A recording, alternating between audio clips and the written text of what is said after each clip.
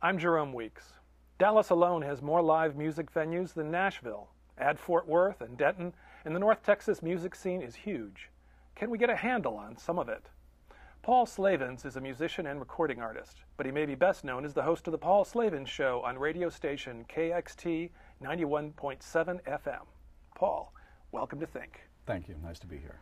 Now, you've been doing your show for 5 years, and you've been playing in the North Texas scene for nearly 20. What have been the biggest changes that you've seen?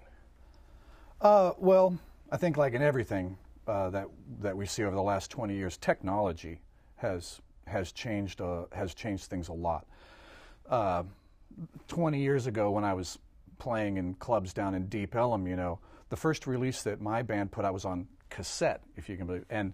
And we put out a CD, and it was within the first year or two where a local band could even create a CD. CDs were just beginning to come into the market. So quite a change to now when we've almost transcended the age of CDs.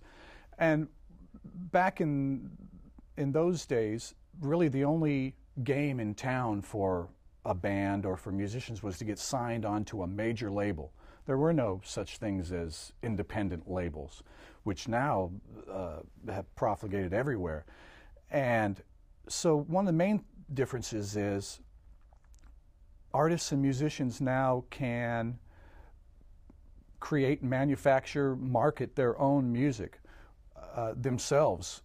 And then there are also smaller labels that can help them in other ways. That's changed things.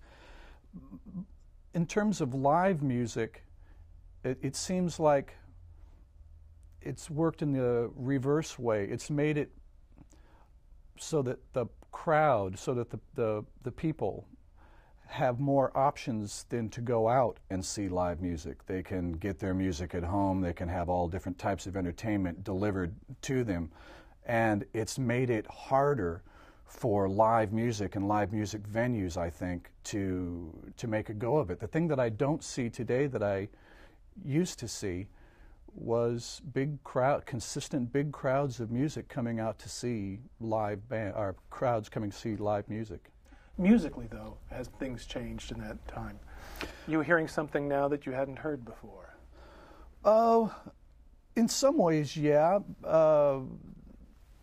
Just in terms of new music trends that have popped up generally worldwide, you see that sort of thing now, with hip-hop and more electronic music and stuff. But a lot of the same stuff that was going on back then is going on now. You've got rock and jazz, and there used to be a lot more funk music in North Texas than there is now, but that dance bands, but that's coming back. I will say, back in those days, in the 90s when Deep Ellum was flourishing, the bands seemed to be a lot more pop oriented or geared towards dance music or getting crowds out to have a good time in the clubs.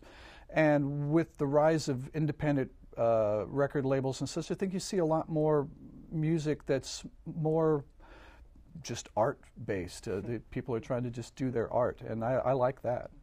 Well, as you say, certainly one aspect that marks North Texas music scene is its diversity. And we'll get just a taste of some of that with some performers who have appeared in the KXT studios the last couple of months. Okay.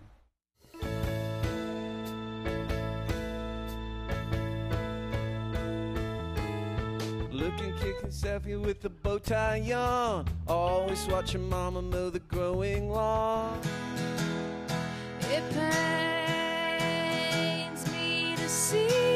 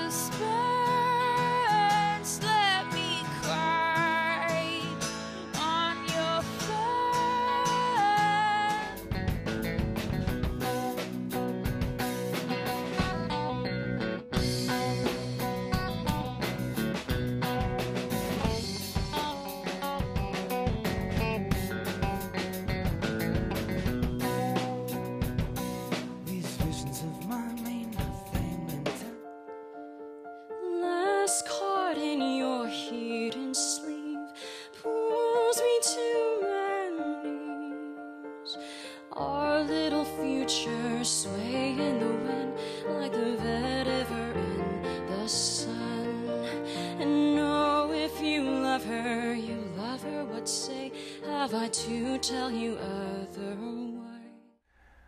Listening to that kind of variety, I have to wonder, does North Texas have a characteristic or a dominant sound, the way Southern rock was for Austin for so many years?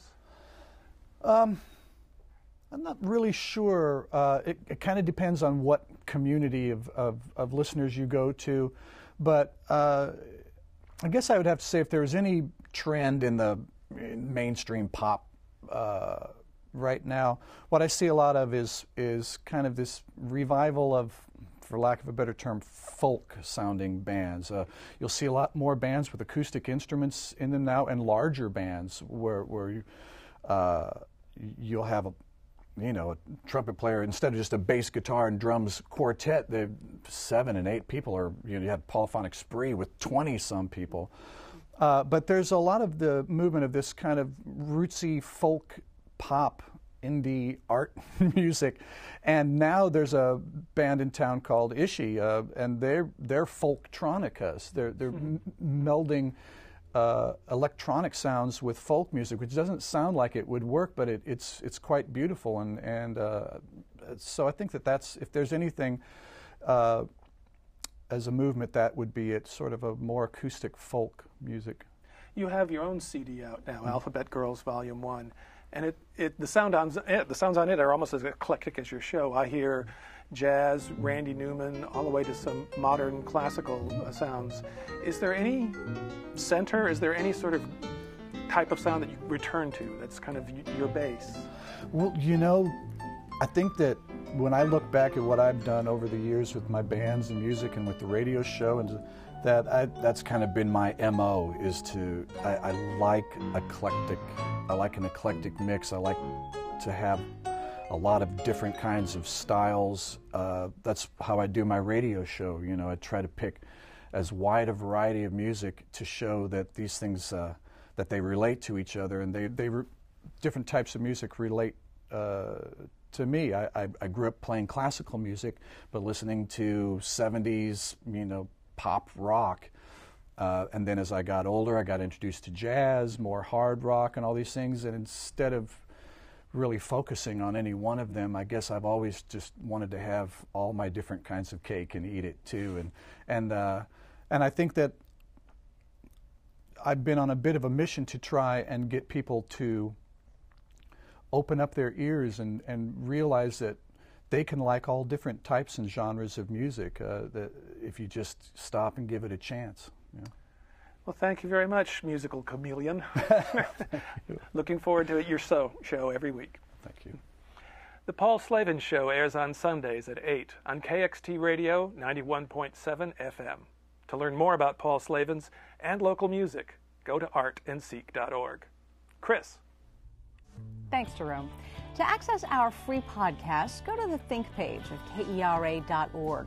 And we'd like to know your thoughts on the show as well. You can send email to think@KERA.org. I'm Chris Boyd. Thanks for being with us, and have a great week. To learn more, go to KERA.org/think. Think is made possible in part by Dell Services. Dell Services develops and delivers a comprehensive suite of IT and application services, business process solutions, and consulting services designed to help customers succeed. For more information, you can visit dell.com/services. By Southwest Securities, a nationally recognized regional brokerage firm that's been meeting the needs of Southwest investors for more than 30 years. Southwest Securities is a member of the New York Stock Exchange and SIPC. By the Executive Education Center at the University of Texas at Dallas, providing degree and non-degree programs to help corporate professionals and executives stay ahead. On the web at som.utdallas.edu/executive. And by the valued support of KERA members. Thank you.